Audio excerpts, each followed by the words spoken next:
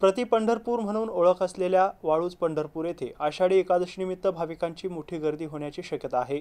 विठ्ठलाच्या दर्शनासाठी येणाऱ्या लाखो भाविकांच्या सुरक्षेसाठी पोलीस प्रशासन सज्ज झाले असून यासाठी जवळपास 500 पोलीस अधिकारी आणि कर्मचारी तैनात करण्यात आले आहेत। याच पार्श्वभूमीवर वाहतूक व्यवस्था सुलभ व्हावी आणि कोणताही अनुचित प्रकार घडू नये म्हणून 5 जुलै रोजी सायंकाळी 8 ते 6 जुलै रोजी रात्री 12 वाजेपर्यंत काही मार्गांवर वाहतुकीत बदल करण्यात आले आहेत।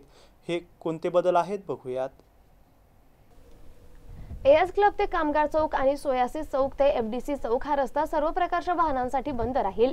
अहिल्यानगर पुणेकडून येणारी जड वाहने इसरवाडी फाटा विडकीन मार्गे पैठण रोडने छत्रपती संभाजीनगर धुळे सोलापूरकडे वळवण्यात येतील।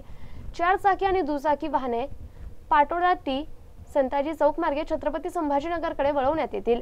नगर नाक्याकडून येणारी हलकी वाहने एएस क्लब तिसगाव चौफुली वडगाव कुल्हाटी रांजणगाव फाटा एफडीसी चौक कामगार चौक अहिल्यानगरकडे मार्गक्रमण करतील।